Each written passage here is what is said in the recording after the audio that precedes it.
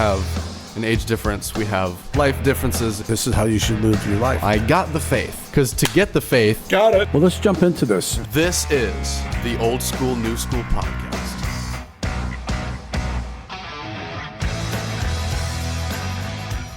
4, 3, 2, 1. How's it going, ladies and gentlemen? Welcome back to the Old School, New School podcast. I am Will Charles Egan. And Chris as always, Meekins. Chris Meekins. It's officially December. Oh, my gosh. Christmas time. Chris, are you a Christmas I guy? think I must be becoming a healthy person because I was actually happy to hear Christmas carols. Usually I'm like, oh, my gosh, I'm going to blow my brains out if I hear another Christmas carol. Really? You were a Grinch all this time. Yeah, you know. You kind of struck me as that, but I think you are becoming a healthy person. Yeah, so it's December and people are going to start showing up here. That's the Is that what made you want to blow your brains out, or no? Is the people showing up to your place? Just the same song over and over and over. The Mariah Carey one. Yeah. I don't blame you. But I was listening and I was happy. So Wow. I don't See? know what that's about. Braveheart changed your Gonna life. have to change it. Anyway, you're good this week? Somewhat. This Yeah? week was not great for me. I had a stomach virus. My tummy hurt. I was throwing up and was feeling violently ill. But you were able to work at home. That's the thing. I was able to work from home most of the days. Some of the days I just couldn't, but some days, yeah, I got. Did you make your quota? I had the greatest week I've ever had in my life, actually. Seriously. Yeah, but that was from work that had been done previous weeks that finally came through this week.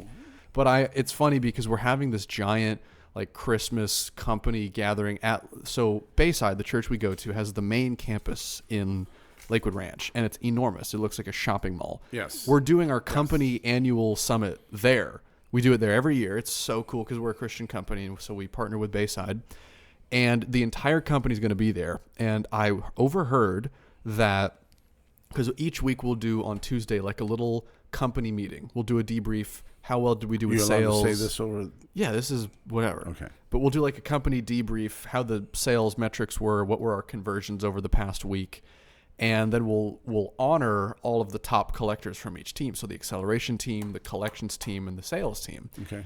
And I was the highest collector this past week. And we're going to do like a little company meeting in front of the entire company at the main campus. So my face apparently is going to be up on the screen. Top collector for this week on Inside Admissions Team, Will Egan. And so my face is going to be up there, and I'm probably never going to hear the end of it, of all my friends going, Will, you're so vain, and all the people going, good job, I saw you up on the people that are mad, that are jealous, Right. will be mad at you, calling you vain. Yes. The people that are happy for you and want to borrow money now. Right, and now want me to take them out to dinner. Yeah. No, it's good. Despite being sick, the Lord is still on the throne, And so I'm okay. Show up and God will show off. This is true. So today at church we talked a little bit about friendship, which I'm really not that good at it. I'm See, here he goes again, disqualifying himself. I'm not, but you are. You've got friends. You have friends. You have more friends than I do, I think. Oh, probably. See? Yeah, probably. What are you talking about? I don't count anything that I do as worthy, but right. The friends, but we talked about friends that make you better. And I've always known people, always been known people, whatever, because I'm so vain. Yeah, you're so vain. Yeah. But Pastor Randy said, he said something. He said, show me your closest friends, and I'll show you your values and your future. So that's not a Pastor Randy quote. I've heard it a million times. Oh, you have? See, I never heard it before. You've never heard this quote? Yeah, I don't listen to positive You're not. people. No, I listen to negative people. No. But that's I've never heard that before. Well, so not to discredit what was said today, but that is a very famous idiom. Lots of people say it, and it's worth mentioning because it's very true. If you show me the people that you're hanging out with, you'll become. Have you ever noticed?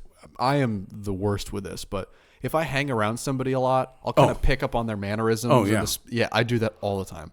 Because I want to. Isn't there something that's like some kind of psychology thing where, like, if someone's standing there with your hands crossed, and you end up putting your crossing your hands, and if they're got their hands up like that, right, then you'll do it. Yeah, one, if you're a people pleaser, you're a lot more likely to And do there's it. some people that do it all the time. Oh, yeah. So I'll do this. Yeah, and then I'll they'll do this, and I'll watch them. and you watch them do it live in front of you. Yeah, Yep. I'm totally in control of this. I have your mind in the palm of my hand.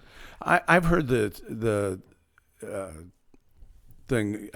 Show me, you are what you read. Mm-hmm.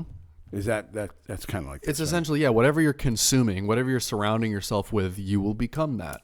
And friends is a huge part of that. So like we're saying, you'll pick up on people's mannerisms, you'll pick up on their speech, their behaviors, and you'll just become like those that you surround yourself with. Were you ever around a group of people that influenced you poorly? Oh, yeah. Easily. I can name right now multiple people, but I'm not going to. Yes. But yeah, I mean, I've been around negative people. I'm sure you have stories of being around. Well, yeah, being old.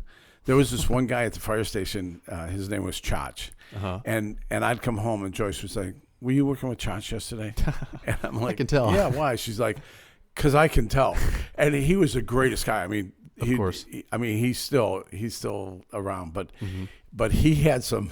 he had some words. He had some behaviors and things that you just. but she would say, you need to get a different partner. Yeah. Yeah. Why was his name? Was Chach like Chachki or? I don't even know why his name was Chach. I think it was. I don't even know what his real name was. Oh my God! It was just Chach.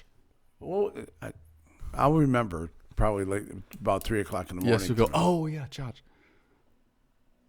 Anyways. But everybody listening that from the fire, they'll know exactly who Chach was. Oh yeah. But that was his name, Chach. And he was a terrible influence on you. Oh, he's horrible. That's just one of many that are in my life. Yes. Yeah. I had people that dragged me down. I have people that lift me up. But if we're talking from a spiritual standpoint, the big idea is you can't become the person God designed you to be without having godly people around you, right? Mm-hmm. Couldn't have said it better myself. No. I mean, that's Jesus had the people that he was most intimate with, even of the 12 disciples. Not that they were like his favorites, but there was the different circles of his influence. There was like the 72, and then there's the 30, and then there's the 12. And even of those 12 people, there were 3, Peter, James, and John, that were his closest, that he would always do some of the most intense spiritual things with. I know, like John, there's referred to the apostle Jesus loved. I mean, and John referred to himself as the apostle that Jesus loved. Yes. I don't understand James. Why did he like James so much? James and John were both brothers. They were sons of Zebedee. I'm not sure. I know that there's a book, James, but that was his biological brother. Right. Different James. Oh, it is. It is a different James. So James, brother So that's of Jesus, not the James that's in the book of the Bible? Well, they're both named. That was the thing. Yeah. There's a ton of people that had the same name back in the day, but they would be like James, son of Zebedee, or James, son of Joseph, right? So James in the book of James was Jesus' Teach brother. Me stuff again. There you are. I don't know. I could understand Peter because everybody loves a Peter. Everybody needs a Peter in their life. Howling Peter, of course. Like he's like, hey, yeah, let's go walk on the water. Right. Let's go heal sick people. Let's go do it. I'll go to you to the end of the earth. Yeah, Jesus, let's do it. I'll never forsake you. Yeah. And then. But then he also had to rebuke him. That's one of the things. But one of the verses a couple verses he uses, Ecclesiastes 4:9-12. 2 are better than 1. If you've ever heard that one. I'm not sure if that's the triple braided cord. Yes, verse. It is. I think it is. Okay. And then 1 Corinthians 15:33. I'll let you look that up. Bad company corrupts good morals. Mm-hmm. So it's gone all the way back in the Bible, and I heard this before I was even a Christian. Yeah. You're like, those people. You're going to start hanging around with those people, and you're gonna, next thing you know, you're going to be doing what they're doing. You're gonna end up in a ditch somewhere. Yeah. You're gonna wind up dead. I mean, that's pretty much exactly what it says. Do not be misled. Bad company corrupts good character, depending on your translation. But it's pretty serious. Yeah. Don't do it. Yeah. You got to know what you're. Then the third one was Proverbs 13:20. Walk with the wise and become wise. That was also pretty straightforward. Do you think it's because of the conversation, or do you think Do you think that with some of your Christian friends, you tend to have more intellectual? I don't know. You know, Like the people rubbing off on me and me Yeah. becoming like them. yeah, Yeah, I mean, some of my greatest lessons that I've learned have come from, secrecy, isolation, spending alone time with God. Like you have your morning devotional with God. Those are great. But I mean, some of the best lessons I've also learned are from walking with wiser counsel, learning from other people. Because you can only get so far with just yourself. yeah. When you need to bounce a terrible idea off of somebody and they go, don't do that. Or definitely do that. Yeah. And or learning or I don't know what to do. Can you help me? Those are where the best lessons are learned, coming from wise counsel. I think part of it really is kind of surrendering your pride and being willing to receive and to give. Because, I mean, if you're going to just be prideful and never change, you can hear good advice, but it's just going to bounce off of you. You got to be receptive to it. One of the things that Joyce and I, when we were reviewing this, we were talking about the one friend thing. We were talking about that for a couple minutes. Yeah. What's the danger with that? I think there's some people that I just need one friend. Yeah. Or they put all their eggs in one basket. Yeah. There you go. Oh, you're the first to use that expression for sure. I know a couple people that are like, there's a line from a rap song and it says circle small like a wedding ring, meaning like my circle of closest friends is very tight and there's very few people. It's like, all right, sure. Because some people, they get lost in the cool factor of like me and my squad, there's just 3 of us, or there's just me and my best friend to the ends of the earth. And it's like, yeah, but your lifeline's got to be stronger than that. Good Will Hunting, that movie. Yep. Remember? Yep. They were like, why would I need more than this? And right, then, exactly. Will figured it out. That's one of my wife's favorite movies. Oh, that's a great movie. Mostly because the guy's name is Will, and I'm like, you're right, it isn't my fault. But when you need help and the one friend is indisposed, what then? You just cry? And the other thing, people are human. Pastor used to always say, people are people, nothing more. God is God and nothing less. Mm-hmm. And people will let you down. Mm-hmm. And then all of a sudden you're like, what? Well, my whole world is falling apart because the one guy that I leaned on is crumbling. And if I can't have a support system of multiple people, I'm putting all my eggs in one basket. And I mean, I can have a best friend. I mean, there's nothing wrong with that. But absolutely. It's like this is the only person. Right. And it just lines up to being in community where God designed people to walk in community, not isolation. Mm-hmm. And I'm going to go down a path that you've been well versed in. Okay. Marriage. Oh, of course. Yes. Well, someone will say, people say this. They'll say, my best friend is my wife. I don't need any friends. I have my husband or my wife. Yeah. I want to say that's dangerous too. Really? Your spouse being your best and only? Yeah. Okay. I mean, that's the only person. Yeah. I mean, because sometimes you have disagreement and then you have no one to... You have no friends. You have no friends to walk through with this. It's just say, hey, man, I just want to know, is she crazy or what? And they're like, oh, yeah, she's crazy as a bat, man. But then you don't want just yes men, right? Because then you have marriage problems. No, most men in your age group probably most guys in your age group are going through the exact same thing you're going through. Yeah, I'm just willing to be open about it. Some kind of... spiral. Yeah, but I'm saying is they're going through all the same thing. Mm-hmm. Men in their 40s are going through this kind of like the same thing. I mean, there's going to be a outliner here or there. Yeah. But most men in their 60s are going through like, okay, I've been married for a while and I'm trying to figure out. I've been down here. It's like I've been retired for like 15 days and I'm like going to lose my mind. And it's like, oh yeah, I went through that, and this is what I had to do and this is what I have to do. But finding relationships, but being in community, which was Randy was about. Because you have multiple, it's the iron sharpens iron. You have multiple people that are alongside you.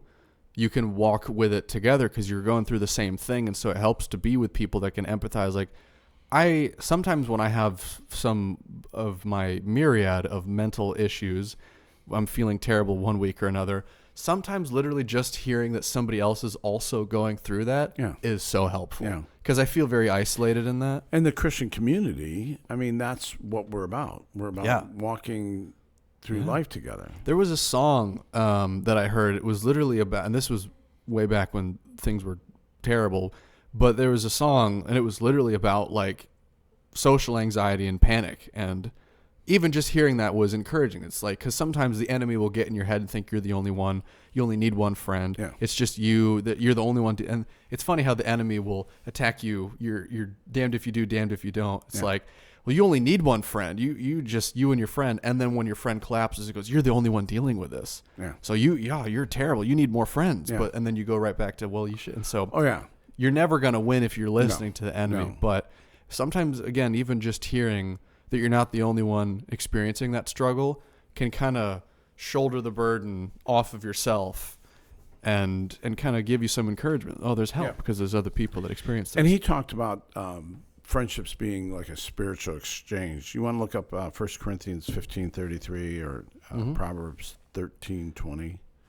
But they were both, he's fast, so I don't have to worry about it. Did you get it already? Those are the ones we just read.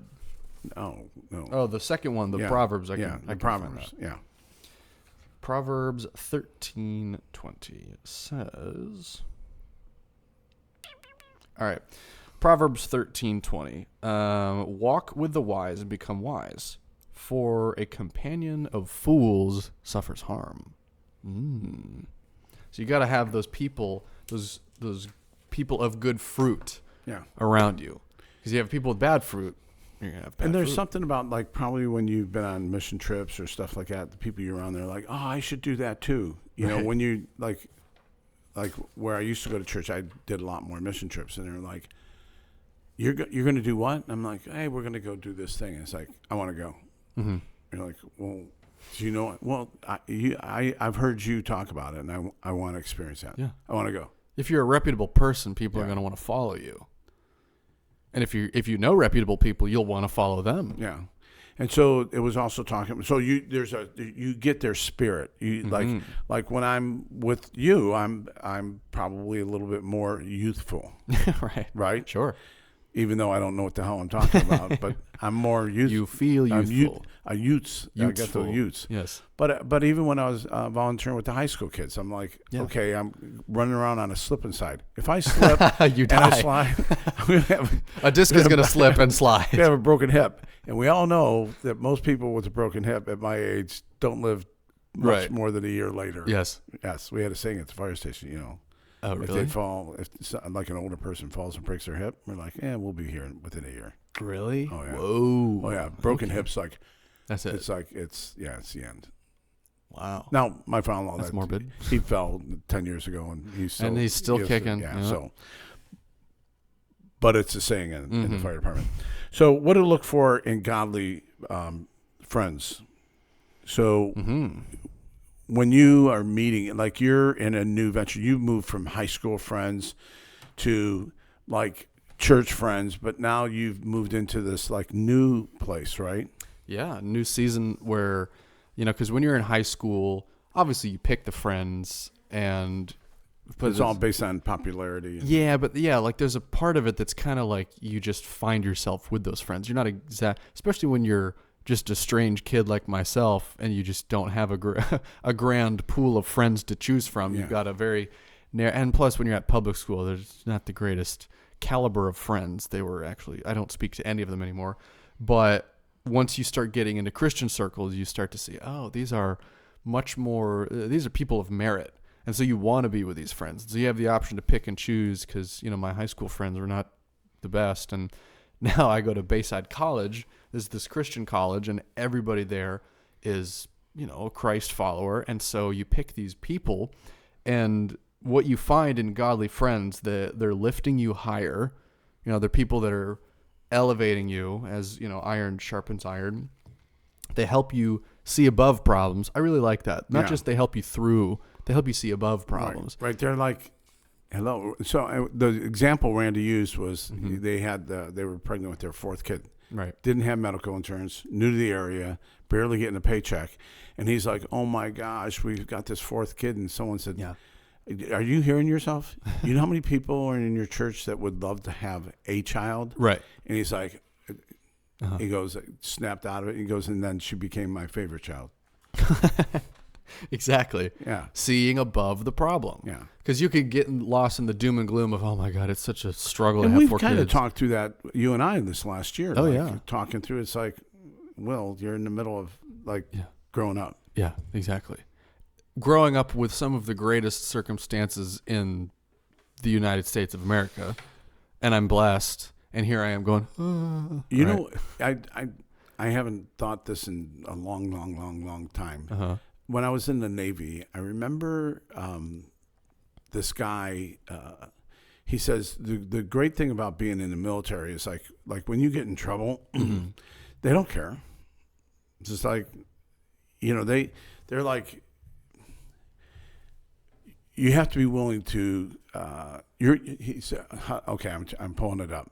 Okay. This is, I haven't thought about it in a long time, but it's like, Chris, you're welcome to do whatever you want to do as long as you're willing to suffer the consequences. And nobody ever told me that. Yeah. I mean, Yep. I'm sure they did. But you never registered. I never heard it until I was in the Navy, because in the Navy, like at home, they're like, okay, we'll hook you up. We'll get you a lawyer. We'll take care of you. We'll get you out of here. In the Navy, they're like, sorry, man, you're going to, court, you're a court martial or whatever. Did you ever get court-martialed? We're not going to talk about that. Okay. But it's like, but you're going to suffer the consequences. Yeah. And I mean, they took money out of my paycheck a lot. Shoot, really? Yeah, oh yeah, they're just like, okay, you're going to get $100 a week fine for 2 months. You're a bad guy. You're like, shouldn't have done it. You knew it was wrong. Yeah. And so you had to be willing. You have the permission. And I never had anybody that would be like, allow you to make the mistake. Yeah. Because you learn. I always say, like, the lessons you learn that stick with you the most are the painful ones. Yeah. Failure is the greatest teacher.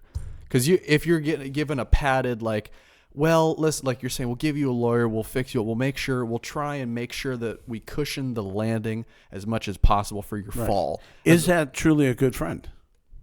I don't know. Because sometimes you got to just be like, well, you made that decision. Yeah. You're going to suffer the consequences. I'm here for you, but I'm not going to cushion your landing. And sometimes you need that, Which I'm skipping, but it in Luke 17, 1-4, what about difficult people? It's, including yourself. Yeah. Rebuke with honesty and lovingly. Yeah.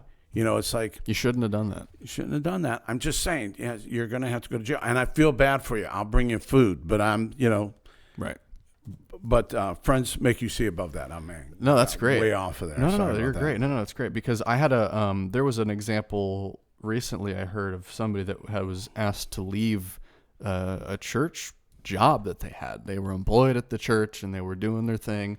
And I'm not about to gossip or anything, but something happened. I don't know what happened, but they were asked to step down.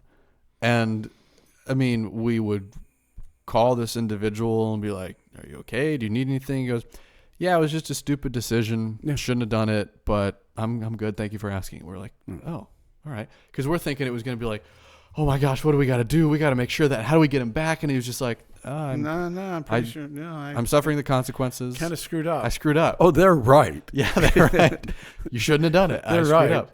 Whatever. I punched the pastor in the face and wanted to know where my raise is at. Or exactly. Yeah, you're not expected to.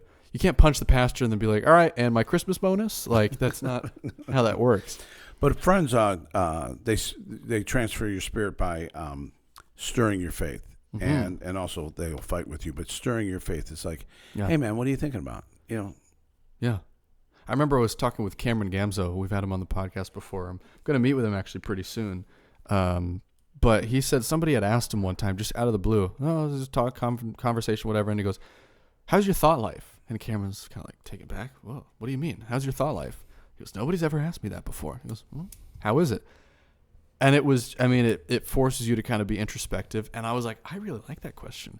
Because every once in a while, you'll know if you have a really good friend and just ask you, how you doing, man? Yeah. Like, seriously, tell me what's going on. How can I help? And it was just like, wow, thank you for asking. It was like saying, what's going on with that, whatever that is. Right. Yeah. Just, how can I help? Not like gossiping, not like backing me in the corner, just like, hey, man, I know you're in it. Yeah. What is that? You want to talk about it? Yeah. Sometimes even just being like, no, but thank you for asking. All right.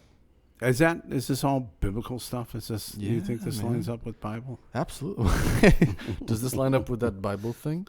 What about the roof ripping friend? Well, that was exactly what I was going to transition to. Okay. And kind of herky jerky transition, but that was the example. It's in both Mark and Luke, where there's 4 friends that carry this paralytic to Jesus, who's teaching in this house with a thatched roof, and a thatched roof is just like layers of dead leaves. Okay. And so you could easily like tear a hole in it. And so it could be considered a radical thing or kind of a disrespectful thing to like tear a hole in somebody's roof. Yeah. But they saw the necessity and they were willing to go to these great lengths for their friend who is paralyzed.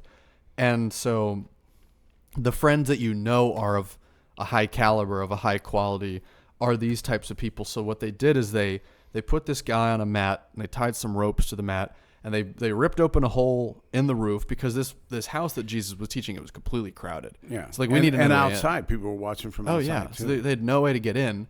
So they climb on the roof, and Jesus is probably like somebody on the roof.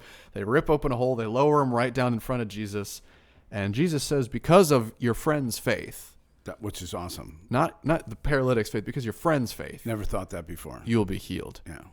That's the test of a great friend. They're willing to go above and beyond to fight with you for you. They're willing to, because of their faith. And he kind of branched off to this.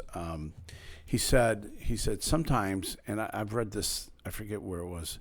Sometimes I don't have the faith to do this. Sometimes I don't have the faith. And it's like, well then borrow mine. Like what we were saying, sharing spirit. Like, let's do this together. Yeah, I know you don't have faith, but I do. Let's go ahead, and I'm gonna walk with you on this. Have you had that happen to you before? Oh yeah, I've like been hopeless, and people are like, okay, especially here I am gonna say my wife. I mean, she's like my only friend. Uh-oh, the truth comes out. No, I have plenty of friends. Yes. But people like that, that's where, the intimate relationships is like, right. I know you don't have faith, but I do. And so, so we're going to walk through this together, and we're going to push on my faith so until helpful. your faith comes back. Because you get in that complete hopelessness and you're isolated and the devil's keeping you down. He's hammering down on you. Oh my gosh. You're alone. You're never going to do this. You're never going to get this. There's this one movie. You've never seen it. It's one of those Marvel movies. It's called The Thunderbolt. One of my... Never saw it. Yeah, I figured. It's cool because the whole premise of the movie is it's all the bad guys, and they're kind of this ragtag team. And then by the end of it, they're all like alone and they have their own issues. But through them like coming together, they're able to become like the new good guys. Yeah. It's a really cool message. But one of my favorite scenes of any Marvel movie I've ever seen was this, and I watched it in theaters, and I needed to see it, and I went just to see it again for this one scene. But there's this one where this guy, his name is Bob, and Bob has this like physical, it's kind of, they made his like depression into this like physical manifestation called the Void. And so he's fighting against himself, and it's like this evil version of himself. And so he's punching. Is that like Fight Club? Kind of, not at all, but sure. So it's him, and then this version that's like completely pitch black, and he's just beating on this evil version of himself, and the evil version of himself's like, keep hitting me. It's just us. It'll just be you and me forever. We're never going to get out of this. We're never going to get out of this pain. It's just you and me, and this void is just whispering these lies to him.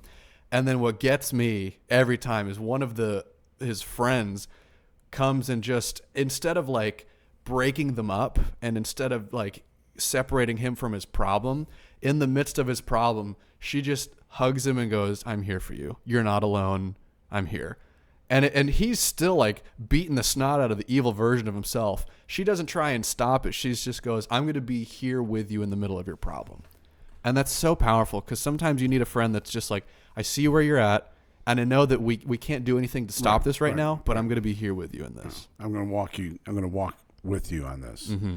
Because so powerful. And it's amazing, because it's just a whole nother perspective. It's like, it's that whole thing Jamie talks about.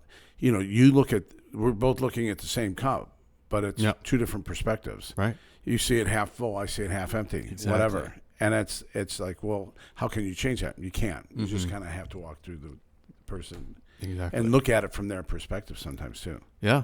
And I loved how sometimes you break through.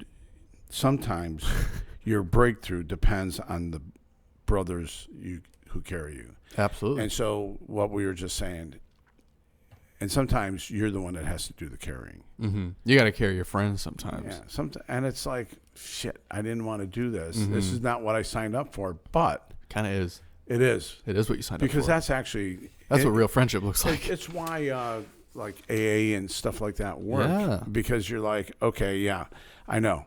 I can't do it. Right. All right, yeah, neither can I. But you know what? We both know we want to go there. I'll go with you. Yep. Another... It's called accountability. Exactly. But, Another part of the movie scene I was just describing, as he's just beating the snot out of this evil version of himself, the one friend comes and grabs him. And then right after that, the second friend, then the third friend, the fourth, the fifth. And then eventually there's like 5 people hugging this one guy. And only when the fifth person finally comes, then they all pull him away from beating up the evil version of himself. And it took the strength of all of his friends together to pull him up out of it. Yeah. They all shouldered the burden together. So let's move almost forward. Anyway, like being a friend, like I sometimes think, I mean, when I was listening to that, I was thinking this, a friend of mine from the past, that, I mean, he was a great guy, but it all revolved around him. Like, he would never show up for your stuff, but you'd show up for his stuff. He would never, like, think about, staying afterwards and just hanging out because he had to, these guys are boring, I'm going. And it's like they never add to it. Yep. And I think that we live in a world that, again, we live in, is it post-COVID? Is that how we say it? Sure, post-COVID, yeah. That the whole isolation was just brought to the surface, and it's going on. But people need to be retrained on how to be a friend. I've said this for a while. When I did my, psychology, To add value. Yeah, absolutely. When I did my, my psychology classes, this was right after COVID, and so we were talking about like what are the effects going to be psychologically on like kids who had a stunted development, and it's true. And our whole idea was like we got to retrain people on like social norms and things, because it's like we're all, now that we've been isolated, we're kind of becoming obsessed with ourselves, and there's not a lot of giving happening. There's not a lot of like intentionality between people. There's a Bible verse here, Proverbs 11:25. It says, "A generous person will prosper. Whoever refreshes others will be refreshed." So it takes a concerted effort to step outside, well, literally now, step outside of your comfort zone, and you got to give first. You got to be it's like the pay it forward. There's nothing worse than a taker, being around a taker. There's givers and there are takers. Yeah. You got to give. Yeah. To start the retraining. And marriage is a whole different. I'm a taker, and she's a giver, and someone's got to take what she gives. But in friendships, you got to be a giver, right? Both ways, you got to be a giver. Yeah. Absolutely. And it talked about add value. So that was one. Speak encouragement, speaking words of life, and not just like, let me blow smoke up your skirt, right? But just like, hey, listen, we've been doing this for a long time. You're like really good at this. Yeah. Can you help me? Can you? It's almost like putting the person above yourself. Oh, wow. How Christ-like of you, Chris. Look at you. I don't know where that came from. Probably God. I wouldn't have come up with that. So keep your word, he mentioned. Keeping your word. Like he talked a little bit about like there's nothing worse than having a party and people are like, yeah, I'm coming. And then it's that time and they don't come. You're like, what happened? Oh, yeah. Yeah, we just didn't come. We just thought, well, what? It's a pain in the butt. And the traffic was a little bit too much, so I'm just not going to show up. I just spent like 2 days getting ready for this, and you just didn't show? Exactly. Guess what? We're not friends anymore. And you're not getting invited anymore. No. Yeah. My biggest, strength and weakness is loyalty. I mean, I'm loyal to the fault. Yeah. But then I expect it, which I know I'm not going to get it. For the most part. But the truth is that I give loyalty and then, I get let down a lot because just people, they just don't think about it. But if you want to be a good friend, keep your word. Refuse gossip. I'm big on that one. I hate gossiping. I don't. It's not that I hate it. I just don't do it. There's a pretty solid rule of thumb for this. If you wouldn't say something about them to their face, don't say it behind their back. You gotta because I know tons of people where they hear that and they go, "I wouldn't say this to their face." I'm like, "So why are you saying it?" So why are you saying that? Yeah. Like I have to catch myself. Would I tell this person this? And I go, "Yes, all right."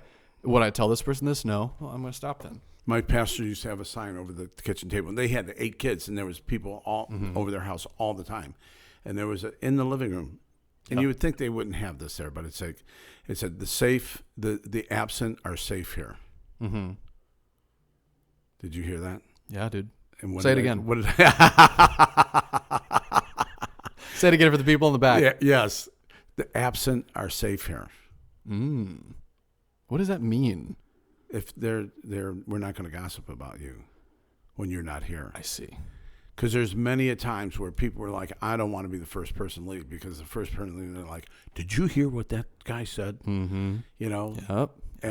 And I always joke, I'm like, hey, I'm going to leave now so you guys can talk about me. You can talk about me, because I know bad. that you've been dying to. Oh, yeah. Because I'm your favorite conversation. But but gossip it's poison. It's poison. It's not poison for your friendship. It's just poison for you, because then people are going to be like, oh, I'm not going to say anything. I'm not going to be honest with him, because we got a guy in our neighborhood. They call him Francophone.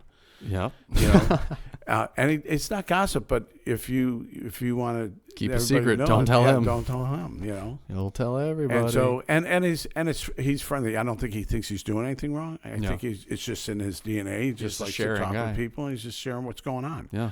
But I guarantee you, I'm not going to tell him. You know, any private stuff. Right, because everybody will know the private stuff. Okay, refuse to gossip. Build a good name. What does that mean? Build a good name.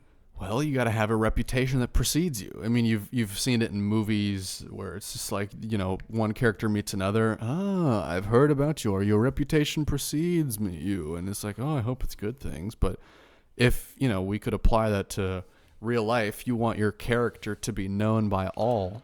Yeah. So that they just know who you are. Okay, so be present in difficult seasons. I mean, it's easy to be friends with healthy people, but when somebody gets sick, you're like, oh crap, man. All right, I'm gonna have to stand with them, because I don't do well with sick people. Yeah. We got a rule in my house: nobody's allowed to get sick. Sorry, but I just got over I can't believe you didn't share that till just now. You're leaving in 30 minutes. So yeah, I'm leaving 10 minutes. But when you invest in others, God refreshes you, and that's where it's like, get out of your agenda. Yeah. So many people have an agenda, and you see it, right? When someone's got an agenda, you're like, I met a guy the other day at this function I was at. He had such an agenda. He's like, give me a card. Hey, I want to talk at your men's breakfast. I'm like, I can guarantee you one thing. Oh, yeah? You're not talking at my breakfast, okay? I don't care what you've got. I don't care if it's amazing. You're so caught up in what you want to do. I'm sure that's wrong. I'm being narrow-minded. Am I being narrow-minded? A little bit, but it's honest. Okay, let's talk about difficult people. All right, you want to start? I'm sure you know a thing or two about that. Well, Luke 17, 1-4. I'll read it. Luke. You're so fast at that. I'm really cool, Chris. Luke 17, 1-4. Jesus said to his disciples, "Things that cause people to stumble are bound to come, but woe to anyone through whom they come. It would be better for them to be thrown into the sea with a millstone tied around their neck than to cause one of these little ones to stumble. So watch yourselves. If a brother or sister sins against you, rebuke them, and if they repent, forgive them." All right. Even if they sin against you 7 times in a day, and 7 times come back to you saying, "I repent," you must forgive them. So he kind of, what he did is there's people that are difficult and they're always like doing you wrong. And the issue is that as long as they're around you, you have to keep on forgiving them and say, okay. And sometimes it gets very difficult. Mm-hmm. Now, he's not saying not to have boundaries and things like that. But sometimes You have to be in a relationship. Sometimes you have to continue, and you're like, okay, that's just how he. It's almost like that's just how he is. Yeah. There's going to be people in your life that are like, on the spectrum, that you're going to go, that's just how he is. I know it's offensive, but that's just how he is, and I just have to get over it. Right. It's not personal. It's like their sin does not. It's not personal. Yes. There's another Bible verse where if you can point out where this is, but there is, if your brother sins against you, go to them. If they continue to sin against you, go with another friend. Yeah. If they sin against you again, go to the church Yeah. with another. And then if they keep sinning, you cast them out as if they were a pagan. You treat them as though you're a pagan. They're a pagan. Yeah. It's literally just like, sorry. Yeah. You can't, But there's going to be people, especially in the Christian community, that are going to rub you the wrong way on a regular basis. Your job is to say, okay, Lord, what have I? Is there any guilt that I have going on with that, or whatever? He went on to talk about Jesus and Judas, and one of the things he said is the test of your testimony is not do I love Jesus, but do I love Judas? That is like so difficult. Yeah. But Christ loved Judas. I mean, he served with him when he knew he was going to betray him, right? Yeah. And he didn't treat him any different. Didn't we talk about that a couple of weeks ago? Yes. He knew, because Jesus is God, right. He has foresight. And so he knew that Judas was going to eventually betray him. I mean, he even predicts his betrayal in John 13 here. He says, I'm telling you now before it happens, so that when it does happen, you will believe that I am who I am. Very truly, I tell you, whoever accepts anyone I send accepts me. Whoever accepts me, verily, I tell you, one of you is going to betray me. And then the disciples stared at one another, and they were like, who is it? Was it you? Was it me? And eventually, Jesus, points out here a little bit later who is going to betray him, but he doesn't point the finger at him and accuse him in an accusatory way. He still shows him love. Yeah. He gets up from the table, and he sat at the table with him at his final dinner. Yeah, this is the Last Supper. And this is kind of where I was going to mention, like, being at the table with people. Yes. So Jesus is with the table. He's sitting at the Last Supper with these people, and he has to get up, and sometimes you have to walk away from the table. Yep. And in this case, he had to, and he left to go pray in the garden. Yes. And then he prayed, not my will, but your will. Yeah. And so what's going on. Life's going. And there's going to be times in your life you're going to have to leave the table you're at. It happened to me when we just became Christians, and my friend got murdered. And I had to kind of like, okay, there's nothing wrong with these people. They're great people. They're still, but I had to leave that scene. There's no longer my scene. Yeah. And then there was another point when we left Ohio. It was like, okay, they're good people, but we're moving into a different place, and I have to walk away from this table. Is it really why you left Ohio? Or was that only part of the reason That's just when you look back. Oh, yeah, okay. I was changing. Yeah. And we changed, and God's been doing a great work since we've been here. It's like, it's kind of thing. But it's not saying that at the table is good or bad. It's saying that sometimes you just have to leave the table that you're at. Right. Go eat at another table. It's like when you're in high school and you've got your, this will eternally be something that happens in high schools and middle schools across the world till Christ returns, is the table cliques. Everybody has their clique, right? Their friends that they eat with. You're safe there. The jocks eat over here. The nerds eat over here. The weirdos, myself included, we ate over here. And it was just everybody has their spot, and God forbid you should deviate. I left the building, went out to lunch.